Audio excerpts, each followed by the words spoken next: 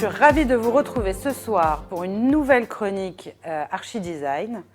Et ce soir, je suis en compagnie de Jérôme. Ça va, Bonsoir Jérôme? Chloé, très bien. Heureux de te retrouver. Ouais, je suis très contente de faire cette chronique avec toi. Et surtout qu'on va parler ce soir d'architectes internationaux qui construisent en Israël. Alors pourquoi? Parce que Israël, c'est un pays qui se développe, d'accord? Beaucoup au niveau d'architecture. Il y a plein de projets. Mais il n'y a pas que des architectes israéliens qui construisent en Israël. Mais il y a aussi plein d'architectes, on va dire des méga-architectes, okay, qui construisent en Israël, donc qui sont intéressés par ce qui se passe en Israël et par l'architecture en Israël.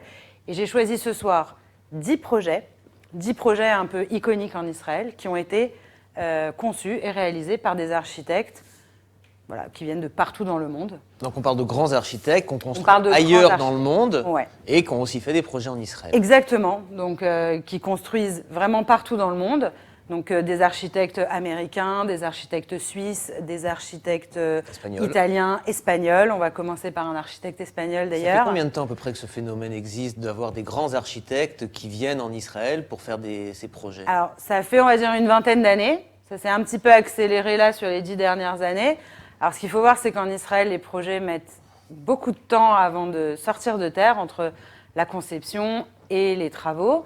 Et donc, c'est des projets qui prennent quand même pas mal de temps. Mais on va dire que là, le projet le plus ancien qu'on va voir, c'est un projet qui date de 1998. Okay. Donc, ça fait déjà une vingtaine d'années. Et donc, et c'est des projets très variés, du logement, des lieux de culte, des infrastructures, etc. Donc, d'ailleurs, en parlant d'infrastructures, le premier projet qu'on a, c'est un projet d'un architecte que, le nom peut-être va dire quelque chose aux gens, mais les projets qu'on va voir sont vraiment iconiques. Donc le premier projet, c'est un projet de Santiago Calatrava, qui est un architecte espagnol, naturalisé suisse, donc on va dire espagno-suisse. Donc tous ces architectes, ce sont des architectes contemporains qu'on va voir, donc ils sont encore vivants aujourd'hui. Okay.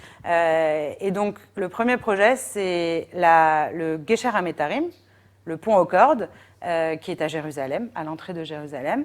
Et donc c'est un projet un petit peu iconique et qui d'ailleurs se veut iconique, puisque c'est un projet qui a suscité d'ailleurs beaucoup de réactions, parce que d'abord Jérusalem, capitale d'Israël. Controverse, parce que quand on construit à Jérusalem, forcément, ça ravive des passions diverses et variées. Voilà, exactement. Mais c'est vrai que tous ceux qui rentrent à Jérusalem, par l'ouest, la route principale en venant de Tel Aviv, on arrive et on voit ce pont des cordes. Exactement. Et alors, il y a eu controverse aussi par rapport au design en fait de ce pont, qui a un design particulier, qui est très propre à Calatrava. Donc c'est un pont à haubans, donc un pont avec des cordes, comme son nom l'indique. C'est pas un pont qui est à haubans symétrique, donc c'est un pont avec un mât qui est déporté, et on a toute la portée et tout le pont qui est sur un seul côté. Donc c'est pas le plus simple, c'est pas le plus efficace, entre guillemets, en termes de structure et de construction, mais c'est vrai que ça a un effet qui est magnifique. Donc Santiago Calatrava, c'est un architecte, mais c'est aussi un ingénieur, donc qui a été diplômé de l'école polytechnique en Suisse et à Zurich, et qui est en fait un architecte ingénieur, donc qui va utiliser la structure comme composante essentielle de son architecture. Donc son architecture est vraiment basée sur la sculpture, sur la tension, sur les forces et sur le mouvement. Et c'est une architecture qui se veut aussi très organique. Donc, sur ce pont, on a effectivement cette forme vraiment qui donne le mouvement et qui donne la dynamique. Donc, à la fois très marqué architecturalement et qui est un peu, justement, en contraste avec l'architecture de Jérusalem, qui est très classique, et très massive et très pierreuse, etc. Et c'est ça qui a un petit peu suscité les tensions. Donc ce pont est magnifique. Alors le pont, il est magnifique. Il y a beaucoup de symboles qui s'attachent également à ce pont. Certains y voient la proue d'un navire, comme Jérusalem qui est devant et qui pousse Israël. Exactement.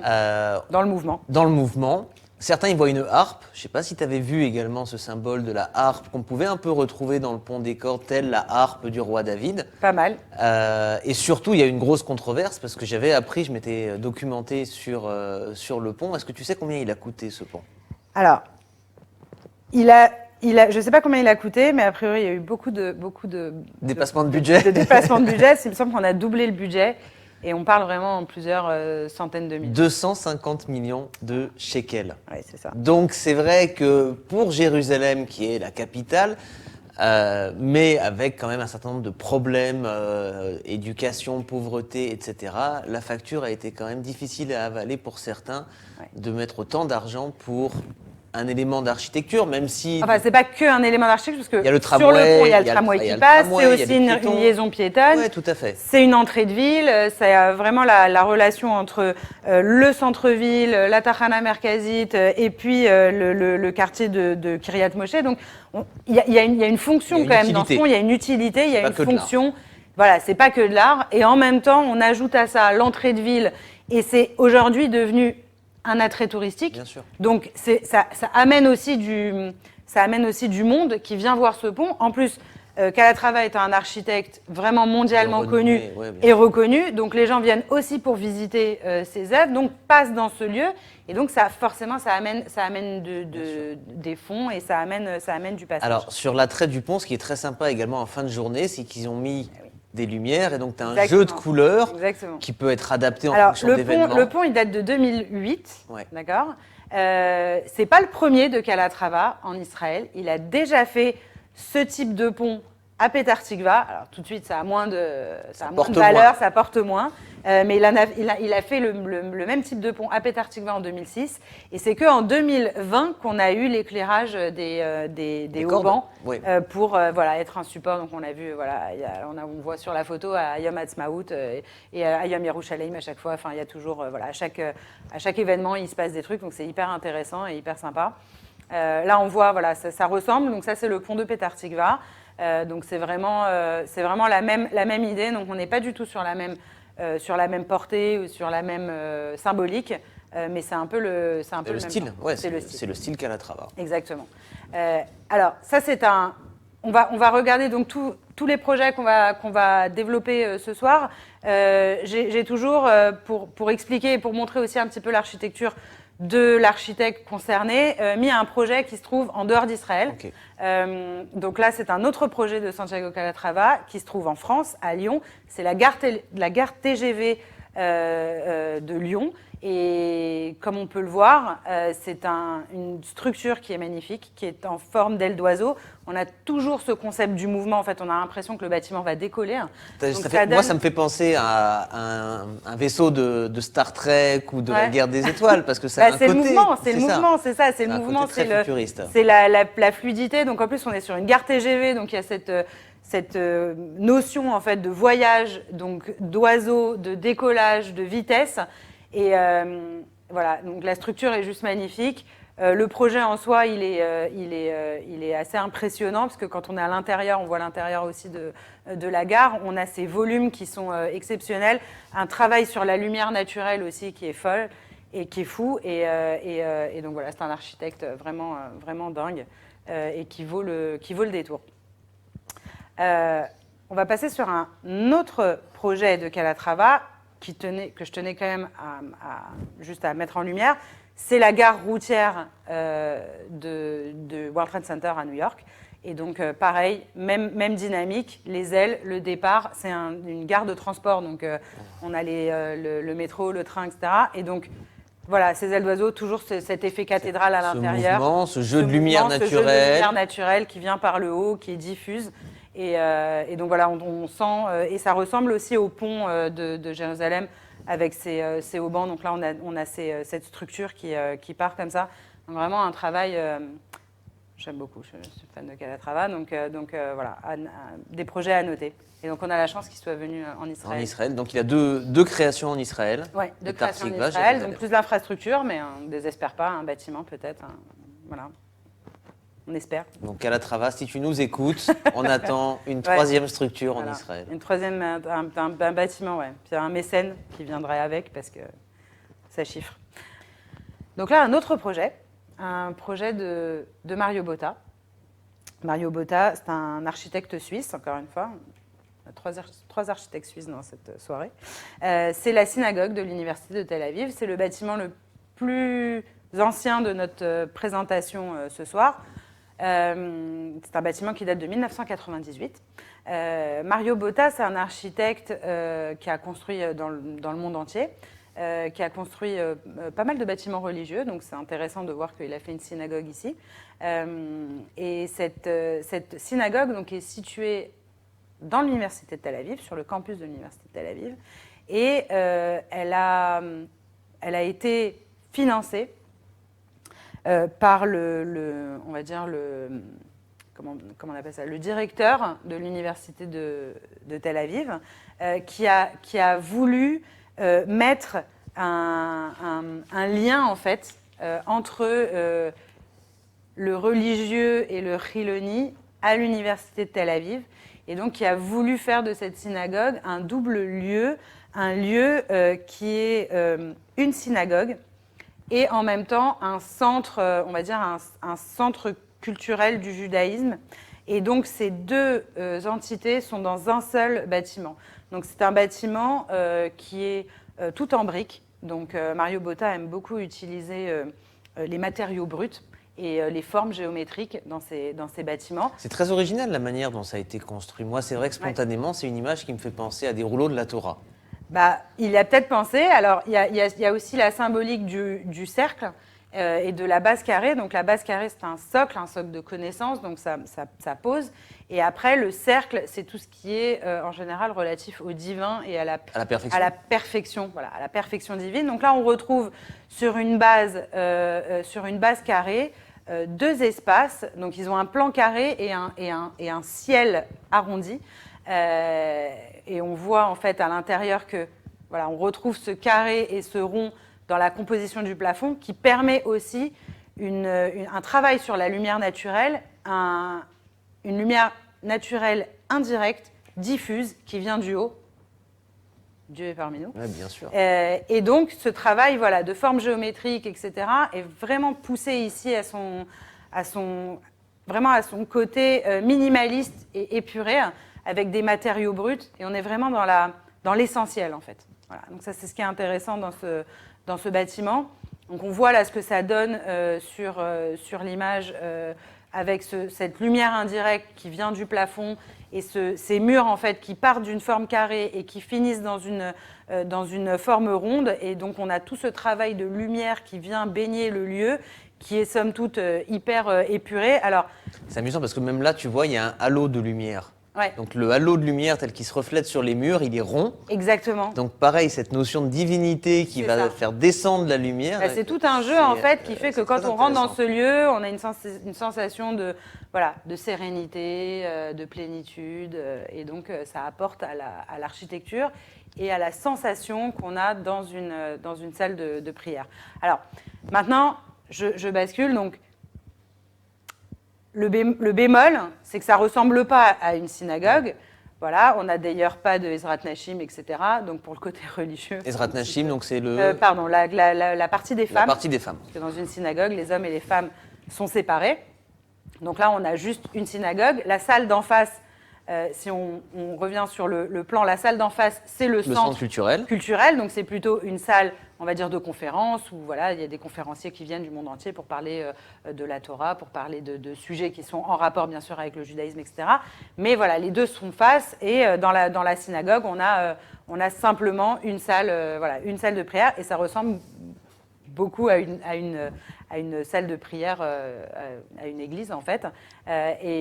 Et justement, c'est l'autre projet que je voulais montrer de Mario Botta, donc qui a fait plein de projets, mais notamment la cathédrale d'Évry, en France. Et on dirait vraiment pas une cathédrale. On dirait pas une cathédrale. On est encore sur de la brique. Mario Botta adore la brique, donc voilà. Matériaux bruts, très épurés. Encore cette symbolique du cercle. Le cercle. Exactement. Les formes géométriques. Et on a aussi voilà ce côté un petit peu épuré, minimaliste à l'intérieur. Ce travail sur la lumière naturelle. Donc voilà, on retrouve un peu c'est très original parce que, de manière générale, les édifices religieux, on peut les identifier En tout cas, les églises ou les mosquées, on les Ouais. identifie, les synagogues beaucoup moins. Oui. Mais les deux projets que tu nous as présentés, si on disait que le premier était une une synagogue. église Ah et oui. le deuxième une C'est synagogue, ça marcherait pareil Ouais, en c'est fait. possible. C'est assez original. Alors, en fait, c'est la synagogue s'appelle la synagogue Simbalista, du nom du président de l'université de Tel Aviv, qui a financé ce projet avec sa femme, et donc Ok. ça porte son nom. Et il voulait ça, voilà, effectivement, comme pour combler un petit peu le fossé entre la société religieuse et la société laïque. Donc Tel Aviv est une ville plutôt laïque, et donc il voulait combler ça au sein de l'université et du campus. De manière de Voilà, rapprocher. C'est rapproché. plein de Donc symboles. ça part d'une bonne intention, et donc on peut que s'en féliciter. Et le bâtiment vaut le coup, vaut le détour. C'est à l'université de Tel Aviv, c'est ouvert, on peut y aller, donc voilà, c'est plutôt sympa, quoi. Bon, bah, bon à savoir. Voilà. Alors, le prochain bâtiment, c'est tout autre chose. C'est une tour de logement à Tel Aviv, sur le boulevard Rothschild, et ça s'appelle Meyer-on Rothschild, parce que l'architecte de la tour, c'est Richard Meyer. Donc Richard Meyer. Donc il s'est pas embêté, il a choisi son nom pour appeler le nom de sa tour. Ouais. Et il a non, pris... alors, c'est pas lui qui a appelé sa tour comme ça, mais les promoteurs, forcément, vendent le nom Richard Meyer, donc Bien architecte sûr. américain, voilà, tout le monde connaît. Le boulevard le plus connu de Tel Aviv. Le boulevard le plus connu de Tel Aviv. Et donc, c'est un projet vraiment pharaonique. C'est un projet qui a duré un temps monstre. Donc, ça a été livré et habité en 2014-2015. Ça a commencé au moins 10 ans avant. Voilà. Ça me C'est fait pas penser, que- quand tu parles des délais, est-ce que tu sais ce que c'est qu'un franc-maçon? Oui, c'est quelqu'un qui te dit qu'il va vraiment être en retard. C'est un maçon qui te dit qu'il va vraiment avoir du retard, exactement. Ouais, alors ici, non, ici, il n'y a pas de retard. C'est juste que on prend son temps, quoi. Ouais. Voilà. Donc, toute la phase administrative est très, très longue. Donc là, par exemple, on est sur un projet qui démarre Les travaux de construction ont démarré en 2008. Les travaux de construction. Ok. La tour a été habitée en fin 2014-2015. Waouh. Donc ça, c'est les travaux. Mais avant ça, il y a eu toute la conception, les permis de construire, etc., etc. Donc ça a duré Ouais, c'est une un quinzaine temps. d'années, enfin, Ouais, c'est- ça a duré un temps, colossal. énorme. Donc en 2008, ils ont commencé les travaux de construction. En 2010, ils ont modifié les plans de construction, puisqu'à la base, il devait y avoir 27 étages. Ils ont modifié pour en construire 32.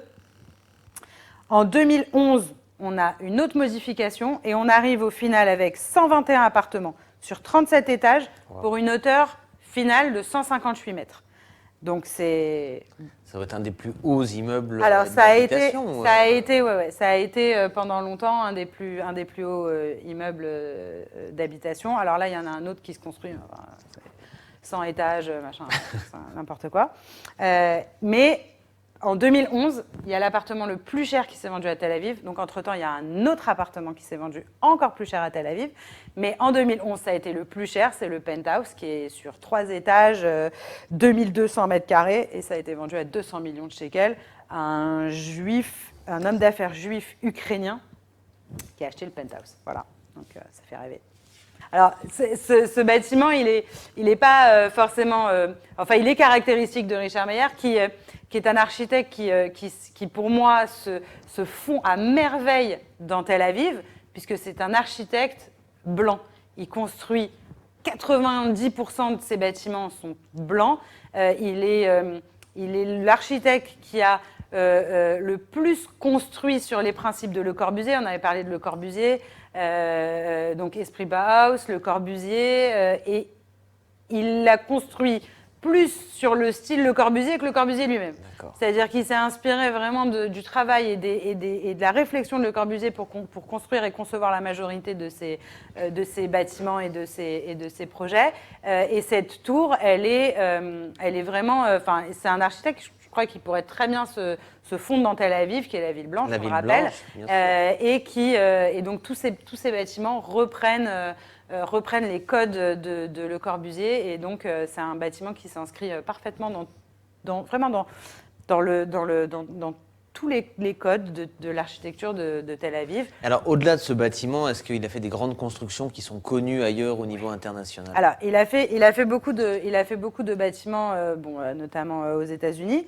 Alors, il a fait le musée. Bon, il a fait aussi le musée d'art contemporain à Barcelone. Il a fait le Getty Center à Los Angeles. Il a fait l'hôtel de ville de San José. Voilà, il a fait plein de choses. Alors, ce qui est intéressant de voir aussi, c'est qu'il a fait aussi des églises. Et il a fait notamment une église à Rome, qui est moins dans son style, puisque là, on est plutôt sur des courbes, etc. Mais enfin, on reste sur du blanc, on reste sur de la forme géométrique, et on reste sur vraiment quelque chose, bien sûr, architecture moderne, et très minimaliste, qui rejoint Le Corbusier, qui rejoint l'école du Bauhaus, qui rejoint, voilà, parce qu'il s'est beaucoup inspiré de Mies van der Rohe, de Le Corbusier. Donc tout ça, c'est des architectes qu'on a eu l'occasion de voir et d'évoquer ensemble. Ah, c'est très surprenant. Et donc ça, c'est un projet qui est blanc. On a du mal à penser que ça, c'est une église. Alors, c'est une église. En plus, au Vatican, c'est ça? Oui, c'est une église à Rome. Elle fait partie d'un vaste projet du Vatican qui a promu la construction d'une cinquantaine d'églises. Et donc, ça fait partie de ces 50 églises. Et donc, on a ces 3 voiles obliques qui symbolisent la Sainte Trinité et qui laissent traverser la lumière. Donc, on a vraiment cette séparation et cette symbiose entre la lumière, l'intérieur, l'extérieur. Et voilà. Donc, c'était un projet. C'est pas son plus gros projet, mais le musée d'art contemporain de Barcelone est beaucoup plus grand, etc. Mais je trouvais que c'était intéressant aussi de voir un style style d'architecture un petit peu différent de ce qu'il fait d'habitude, en fait. Donc, le prochain bâtiment, c'est un bâtiment de l'architecte designer Ron Arad. Alors, Ron Arad, il est un petit peu israélien, donc, mais il est avant tout anglais. Donc, il est né en Israël, mais il a vécu et il vit encore en Angleterre. Et donc, ça reste un architecte international. Alors, il est plus designer que architecte dans les faits. Il a conçu plus d'objets et de design que de bâtiments. Et le bâtiment qu'on va voir maintenant, c'est le musée du design de Holon. Et c'est son premier bâtiment. Et donc, il a fait son premier bâtiment en Israël. Voilà. Donc, c'est un bâtiment qui date de 2010. Donc, Ron Arad, il est né à Tel Aviv. Il a quand même étudié à Bezalel, en Israël. Donc, Bezalel, c'est la grande école d'architecture. Architecture et design. Et design de Jérusalem. Exactement. Et donc, il a vraiment construit son premier bâtiment, et en plus, sur une discipline dont lui-même est maître, puisque on parle de design. Et voilà. Et là, il fait l'école du design à Holon. Donc, c'est un bâtiment qui est là aussi pour promouvoir le design israélien, bien sûr. Et donc, c'est un bâtiment qui est fait tout en cortène. Ce sont des bandes de cortène, donc de teintes différentes. C'est un acier. Un acier. Voilà. Ok. Et donc, il est vraiment enveloppé, enrubanné. C'est un écrin pour le design et c'est vraiment un bâtiment qui est très intéressant et qui est très marquant. Et pour un premier projet et pour un premier bâtiment, c'est vraiment quelque chose qui est très, très intéressant. Alors, ça caractérise le design, c'est-à-dire que c'est un bâtiment qui vit avec son temps, qui se patine et qui a été pensé comme ça. C'est-à-dire que l'acier cortène va vieillir avec le temps, va changer de teinte. C'est-à-dire que la luminosité, la couleur va changer. L'aspect, il va se patiner vraiment avec le temps. Et ça a été voulu aussi comme ça. Et on a aussi ce côté vivant, en fait, ce côté vivant du design. C'est pas une discipline qui est là pour être morte, quoi. C'est une discipline qui accompagne, en fait, au jour le jour les gens. Et donc, ce bâtiment, il a voulu aussi transcrire ça, voilà. Cette dynamique, ce mouvement, ce côté vivant. C'est un mélange de textures, c'est un mélange de conception spatiale aussi et de surprise, en fait, du visiteur. qui va venir aussi être accompagné dans son cheminement et dans son travail de visite du musée, etc., et qui va être accompagné par le bâtiment. Et donc, on a un vrai dialogue aussi intérieur, extérieur, il y a des cours intérieurs. Et donc, la visite du bâtiment fait partie, en fait, de l'expérience muséale. Donc, c'est vraiment très intéressant. Original. Et à l'intérieur, voilà, on a des espaces vraiment polyvalents dans lesquels on va retrouver des œuvres et des permanentes ou des expos, etc. Donc, voilà, vraiment diverses disciplines aussi un petit peu autre que le design, l'industrie, la mode, les textiles, etc. Et puis les bijoux et bon, bien sûr centré sur les productions israéliennes. Donc vraiment très intéressant. Alors, ce que je disais, c'est que Ron Arad, il est plus connu aussi pour son design. Donc là, voilà, j'ai voulu montrer deux réalisations, donc un fauteuil et une étagère. Donc vraiment, je pense que tout le monde les a vus au moins une fois. Et si on ne sait pas que c'est du Ron Arad, bah, maintenant vous le savez. Mais je pense que tout le monde a déjà vu ce fauteuil. Donc le fauteuil, c'est Little Albert. Et l'étagère, c'est Bookworm. Donc c'est une étagère flexible. Je pense que tout le monde, c'est des objets qui sont un petit peu iconiques. Donc voilà, Ron Arad, architecte anglo-israélien. Anglo-israélien et premier bâtiment construit en Israël. Son premier bâtiment est construit en Israël. Donc c'est un bâtiment qui a ouvert ses portes en 2010. Donc c'est déjà plus très récent, quoi. Ça fait déjà plus de 10 ans. Et donc voilà, Ron Arad, plutôt designer, on disait. Alors, Jérôme, j'espère que cette première partie d'émission t'a intéressé. Merci Chloé, très intéressant, j'ai appris beaucoup de choses. Alors je voulais te dire qu'on allait parler de 5 autres projets iconiques dans une prochaine émission. Et donc j'espère tous vous retrouver, et toi aussi, pour la suite. À très bientôt.